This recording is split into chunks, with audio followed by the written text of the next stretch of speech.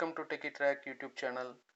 So as the continuation of full stack development, today we are going to discuss about full stack web development. So if you want to know about the full stack development and what are all the softwares are there, what are all the technologies there, you can just watch my previous video, full stack development video. So in this video we are going to discuss about full stack web development. In this full stack web development we are going to discuss about React.js with Bootstrap. So let's move on to the what is React.js and Bootstrap. Okay. So React.js is a JavaScript library. Earlier JavaScript was used in the same way the React.js is used, but React.js is having more features. So like we can develop a single page applications, like we can develop a single mobile app or a simple website. Using the React.js we can develop that.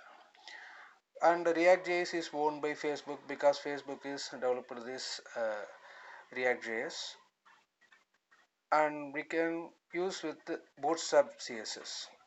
So React.js is used for the application development, and if you want to making some styles, and if you want to apply the colors, and we want to change the rendering styles, we can use the Bootstrap CSS. So this framework is used to develop responsive web applications and mobile apps. So what is the responsive application? What is responsive design? So if you are open any websites, the website needs to be open in all the devices like laptop, desktop and phone and tabs also. So every application will open that. But the main thing is based on the resolution, that is the width and height of the device, the application needs to be displayed properly.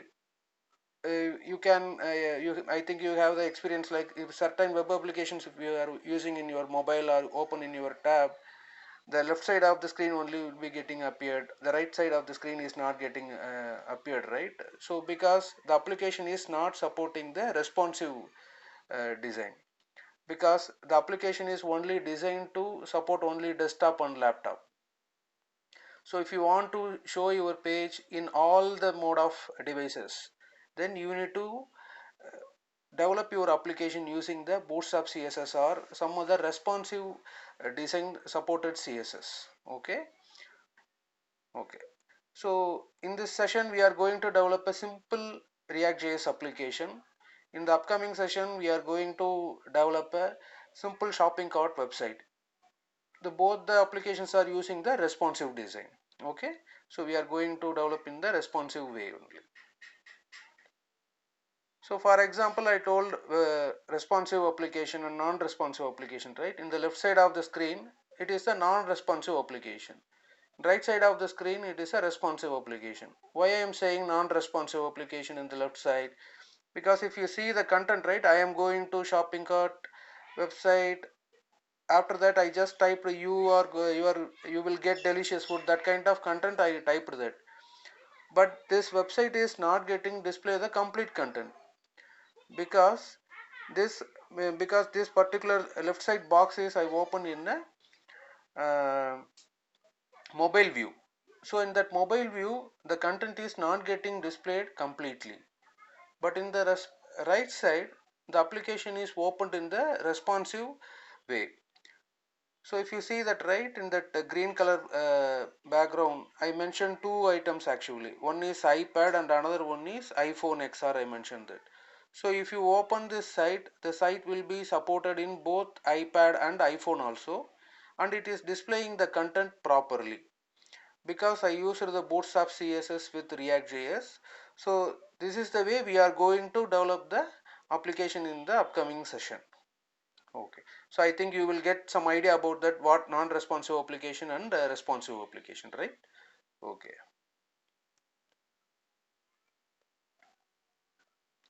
So in React.js, we can write the code in JavaScript plus HTML, because the if you see the example here, right, I just highlighted in the yellow color, it is displaying the code in both JavaScript and HTML way, because that is called JavaScript XML format. So it contains the combination of HTML and JavaScript format. So this is the same way we are going to develop the React.js application, and it is very easy to develop that, because earlier we need to write the separate JavaScript and we need to write the HTML separately and we need to combine both the things. But in React.js we can develop in the combined way. Okay. So what are all the advantages of React.js? So you all of you have the Facebook account, I believe. So in Facebook you have the like and share links are there. If you click the like, so the like count will be getting increased. But if you notice that, right, if you click the link like button, the page is not getting refreshed, right? But the like count is getting increased automatically. How it is happening? Because it is happening by the unidirectional data flow. That is one of the key advantage of React.js. So only one way to update the data. So in React.js internally it is having a virtual document object model, that is called a JavaScript object is there. So if you click the like button or if you click any emojis, right, it will be getting immediately pop up in the Facebook. In the older way, if you click any of the link, the page is getting reloaded immediately. So it will reload all the content. So if the internet speed is slow, it will take more time to display the application. But in React.js, the entire page need not to be re-rendered, because it is using the virtual DOM. So if you click the like button, the virtual DOM will be getting updated and the count will be automatically getting increased and displayed to you. So here I gave the high level of how virtual DOM is working in React.js. So generally React.js is keeping two kind of DOMs. DOM means document object model. Two kind of DOMs it's internally keeping. So one DOM contains the older value, another DOM contains the newer value. For example, in this virtual DOM, I gave all the buttons, all the circles in the blue color, and I just click the like button, right? So I just denoted as a violet color background. If I click the like button, how React is working, if I make the change only in the one component, that is in that violet color background, right? I click the like button. So React is internally getting this request and it is having the diffing algorithm. Diffing means differentiate. So that is called the diffing algorithm. How it is doing, how it is finding the differentiate between the old DOM and new DOM. So it will find the differentiate between the old DOM and new DOM. The new DOM contains the new like button, but the old DOM is not having any changes, right? So it will find that change, that is the violet color, that like button change, and it will update the new DOM. So that is called a real DOM. So this is the mechanism the React.js is following internally. Okay. So I believe you will get some more ideas about React.js and Bootstrap. So we need to, before we start to work on the React.js, we need to configure the React.js in our system. There are 4 easy steps to make the React application. So the React is running on top of the Node.js. So Node.js is the platform. So if you want to work in the React.js, you need to install the Node.js.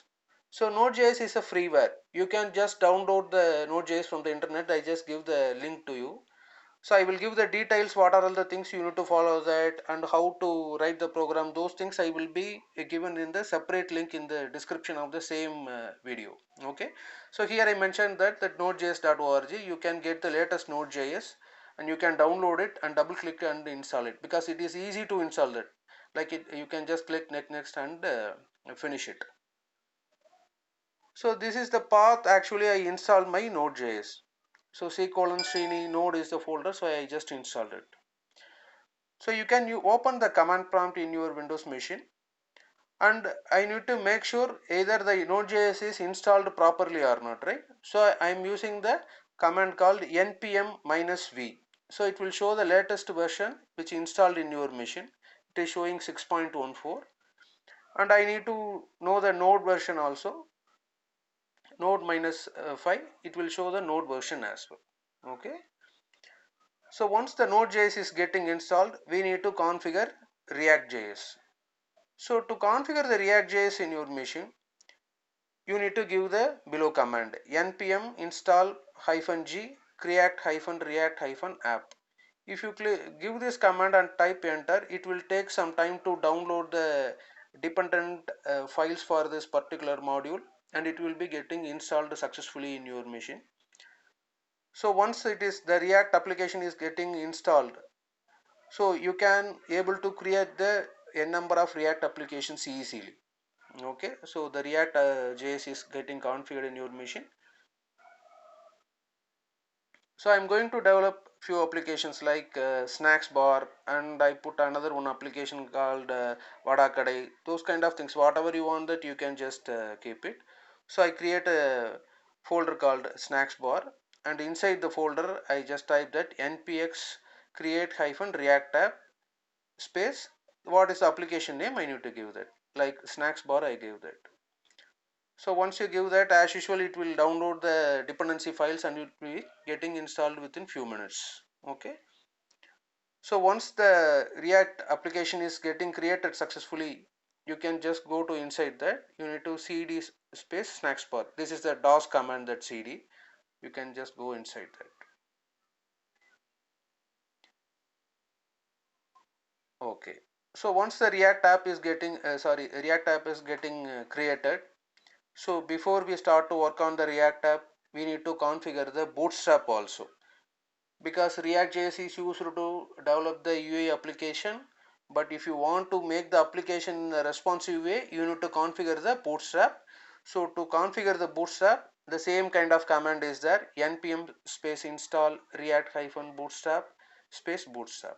If you click that, it will download the dependent files, and it will show the message like packages are looking or funding, that kind of message is showing, then it means it is getting installed successfully.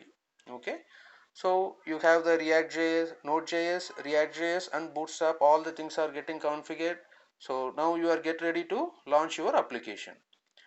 So in the same command prompt, you need to give npm space start. So it will start the Node.js. So the Node run engine will execute the React application, and it will open one pop-up. Either based on your default browser, it will open the your application. So this is the default page of React.js, localhost colon 3000, and this is the default page of React.js. You can just copy paste this localhost colon 3000 URL and put it in your desired browser. Generally, the Windows user will open the React.js application in either Microsoft Edge or Internet Explorer. So you can use the same URL in Firefox or Opera or Chrome. You can just open that. Okay. So we open the React.js home page, but before we start on to the code, right, we need a code development environment, right? So for that we can use Visual Studio or Sublime or Atom. So these kind of development tools are available. I am going to use Visual Studio Code. So the Visual Studio Code is available in the given URL. So you can just download it and install it. It is a free tool only. I just open my application in the Visual Studio editor. So you can see that this is the just outlook of the React.js application. In the right side, it is having a file name called app.js, and it is showing the contents. In the left side, it is showing the untitled workspace, right? It is having the list of files. So by default, the React.js application is contains three folders: node modules, public and source folder. I just expand the source folder. It contains the CSS files and JS file. The app.js is the main file. So if you want to display any content into your application, you need to write the code in app.js. So this is the default page. So the React.js has giving this app.js file. Okay. So it contains I just give run through that. It contains the function app, because the app means the file name is app, so that the function name also app, and the function needs to display the content, right? So inside the return statement, it gives that div, and it giving the header, images and the anchors, those things are there. In the upcoming slides, I will explain that what are all the things and how it will be helpful to develop the application. So the React.js application is getting created and it is successfully showing the page also. But if you see that, right, I will go to the previous slides. So this page is displaying in the desktop or laptop. The main purpose of the Bootstrap and React.js is we need to you need to use the application in mobile phones, tablets and systems also. So the page is displaying in my system, either laptop or desktop. But if I want to launch this application into mobile phone, either shall I need to install the Node.js and any all the things in my tab or phone? Is it mandatory? No, that is not possible, and we don't want to do that.